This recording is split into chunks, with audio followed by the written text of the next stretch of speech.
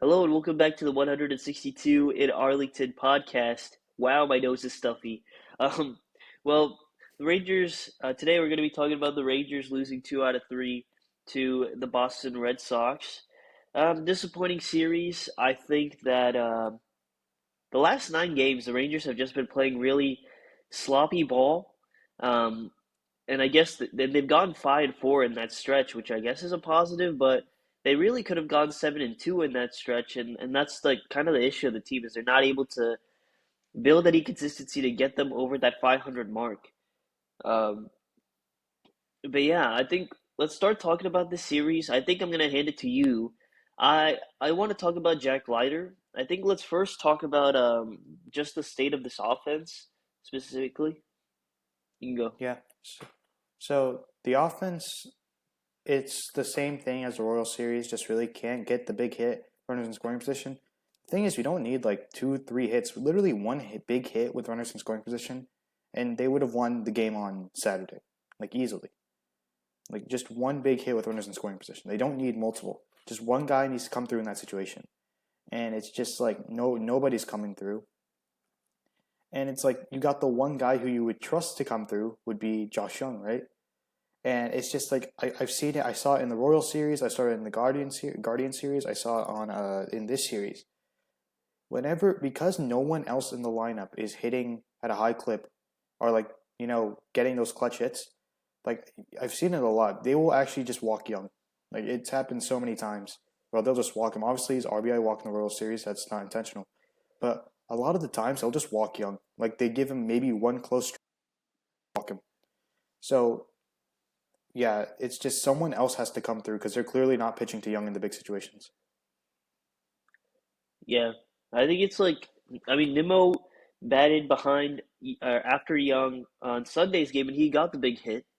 Um, and it's gonna be between him and Seager, which Seager is another talking point because he had to miss this whole series after he got in a collision on Wednesday. So he has concussion issues. Let's see where that ends up. Um, it's just frustrating that Seager can't play a lot. Yeah. And then with yeah, and so it's like someone behind Young or before Young has to hit so that he has those opportunities because it's like I think Duran is still fine. Maybe it's just a tough series for him, but there's some guys like it has to be between like Duran, Nimmo. You have to offer some protection because they're going like if it's second and third, 2 outs, they're walking Young. They're facing the next guy. Yeah, it felt like that every time. That's yeah, so I didn't say it, but yeah, Nimmo or Seager probably needs to start coming through more. Langford needs to be better with runners. Everyone has to be better with runners in scoring Runners in position, scoring pretty position. much. That's kind of like the state of the offense. The last 9 games, they've just been horrible with runners on.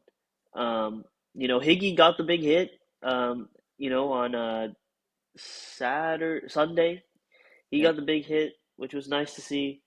But Saturday's game, it's like the similar to the Royal Series. It was 2-2 after the fifth. They should have been up like 4-2 or 5-2, and then the whole game is different at that point. You wouldn't be going to like Colwyn and Robbie Ulstrom and those other guys in those seventh and eighth innings.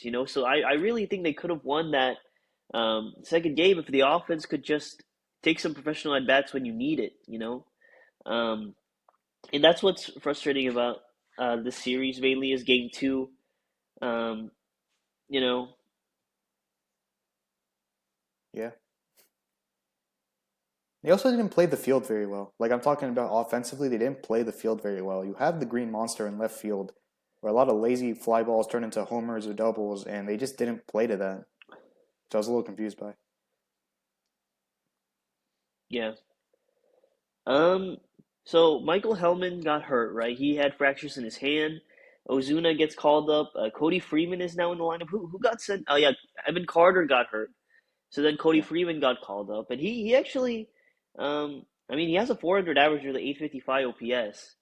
in four He games, has correct? that kind of approach that you like to see with runners on. Um, Higashioka's got his numbers in a great place. Foscue with a really great day on Foscue with a really great Sunday. day on Sunday. He's been crushing lefties, which is great. Um, But yeah, it's just coming through when it matters most. Guys are getting on base. Again, they just can't get the big hit. But on Sunday, they got a couple big hits and they won, right? And that's all that matters. They just need to come through like big one time. Yeah, like one or two times, like because 6 runs is gonna win you a lot of games with how good the pitching is. So like just like two big clutch hits and you'll be fine. Um, yeah, pretty much.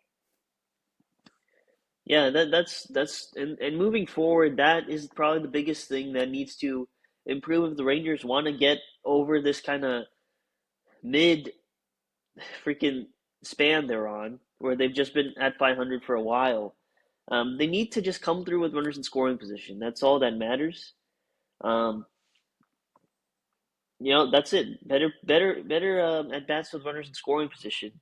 Um, we're obviously wait to see what happens with Seager, because he started to hit a little bit better on Wednesday's game, or was it the Thursday's game against Kansas City, and then he gets hurt, which sucks. Um, but now I want to talk about Jack Leiter. Do you got anything else on the offense, or? Nah, actually, I find it crazy. The moment we bring Osuna back up, we score 6 runs. Yeah, he did get he was able he facing a lefty and he clearly doesn't look as comfortable, right, against lefties, but he was able to kind of Hang get in a there. hit and you know, um he was able to get a hit and like his center field defense is not I mean, it didn't cause a problem, right? Last Yeah, night, it didn't cause any not to my problems. recollection, So like it's an interesting combo because Ozuna also didn't look too comfortable against him, but he was able to get a hit against him. He has more hits against But lefties Evan than Carter Carter does. wasn't doing anything. Yeah, I know. Evan Carter wasn't doing anything. So yeah. Um. So yeah, I want to talk about Jack Leiter, right? He's kind of had an under the radar disappointing season. Like I just haven't really noticed it. It hasn't really popped into my head how he's been pretty disappointing this year. But he has one of the worst ERAs in the league, a 4.97 ERA, and like I think people with Leiter they mainly point to the walks. What I um what I truly believe in, and this is why, and this is in some sorry, last year when he struggled, this was his biggest issue was not getting ahead of hitters. His numbers are like opponents average against him when he is ahead in the count versus when he is behind in the count are so different. Okay, I got it pulled up here. When Leiter is ahead of the count, hitters are hitting 189 with a 521 OPS against, and then when the batter is ahead, they're hitting 338 with a 1.129 OPS, which is really bad. Yeah, And when it's an even count, they're hitting 254 with a 688 OPS, which isn't too bad. But what it is like in the good outings we see from Leiter, he's attacking the zone, and I don't mean in walks. Like he's attacking the zone in terms of getting ahead of hitters. If you remember last year, he almost went like 8 innings against the Astros. It was clearly just from attacking the zone, and I think he needs to prioritize that.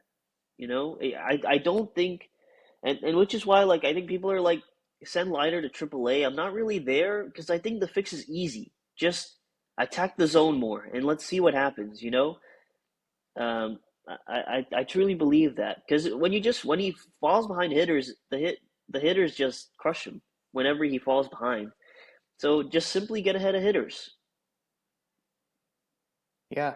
I mean, uh, it's the whole thing of he has a really good fastball that rarely gets hit. So you can just bully people in the zone with it, and you have the cutter to get them off your fastball. So what's the point of not just throwing strike one? So just throw strike one, man. Yeah, And that's then true. the rest of like he can just bully people with this fastball if he really wanted to.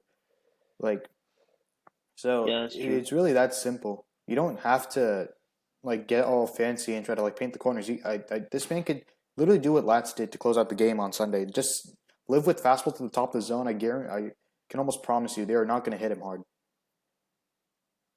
Yeah, his worst count is 2-0. When he falls behind 2-0, hitters have a 1.139 OPS against him. Probably because he grooves a fastball right down the dick. Yeah, that's what. And then they just know what's coming. Um, they know what's coming down the middle. So you need to be better with that. He's really good. after 1-2 or 0-2, which is obviously good. Um, After 0-2, he has a 730 OPS against him, which isn't great to be down 0-2. But I think the consensus is he needs to just attack the zone and get ahead of hitters. That's really Yeah. what it is. It's Jacob not Latz just got about the walks. It's about getting ahead of hitters. yeah. Jacob Latz throws a slower, less rising fastball than Jack Leiter. He got 4 outs throwing pretty much only fastballs. He threw two breaking balls that whole time. Yeah, he's been such a dog. I say it like every time, but he's been so good. And again, he saves the Rangers' ass in that last game. Didn't give credit to Evaldi. Evaldi, I know he gave up 3 runs, but going 7 innings was much needed for the Rangers to win this game. And that's what I love about Evaldi is he's gonna go battle. I know he's allowed a lot of home runs this year. The command hasn't been as sharp, but he's always gonna go out there and battle, which I love about Evaldi. Um, and then Jacob Junis comes in, has a rough outing, and that those type of outings that Junis had, that's gonna happen to pitchers that don't strike out a lot of guys, and that's the risk with Junis. But Latz comes in and saves the day, 1.1 innings with 2 strikeouts. Great outing for him, and he's just been so good this year. I Yeah. think like I mean, some statistics have him like as the best, one of the better closers in baseball. I think he has the lowest whip out of any closer. Yeah, so he's been Chapman great. might have him beaten that. Um, yeah, to be fair, yeah. Um, you got anything else on this series? No, not really. Yeah, just kind of a disappointing series again. Can't I think you should have won two out of three. Like if you just Yeah. played clean baseball on Saturday, those first 5 innings you're up 5-2, and then let's see where the game plays out. I think you could have won that Saturday game. Yeah, But but moving on, they are still 35-36. Sorry, do you got something? yeah, but I'm saying like they always lose at Fenway, so it's like should have expected it. Yeah, they're bad in Fenway. I know the Red Sox were also, but they were talking about that yesterday. How, yeah, the Red Sox are 12-22 at home. So that kind of makes it embarrassing. But at least you didn't get swept. Like the thing is, Yeah. sweeps are so bad. Sweeps are so much Yeah. worse than taking one of two. Like that it's just crazy. Um, but yeah, they're still in the final wild card spot. They got a break yesterday. Like I think all the other AL West teams lost and they won. They're still one game back of the Mariners in the division, and they're in the playoffs right now. Or no, I mean the A's are in the playoffs because they Yeah. have the Have the season tiebreaker, but series. they're still in it. So yeah. Okay, so they got the Twins. They're gonna have Gore, Rocker, and Leiter pitch against the Twins. They have an off day on Wednesday, which I don't know what that's about. I have World no Cup. idea what that's about. It's Huh? for the World Cup. World Cup? Yeah. What does that mean? So are they playing in Globe Life or what? No, they're playing at. Yeah, but imagine you had the World Cup game and the Rangers game going at the same time. You are not going to have enough parking spots. I guess. Okay, sure. Um, but yeah, Twins 33 and 40. Twins are always a scrappy, like kind of good ball team. I think they'll be pretty similar to the Red Sox, right? Kind of Red Sox. Um, they're always gonna hit. It's if the Rangers can score enough runs because the Twins are always gonna hit against the Rangers. So, yeah, I don't know how the series is gonna play out, but we'll see. Um, Thank you guys for watching and supporting, and we'll see you after the Twins series.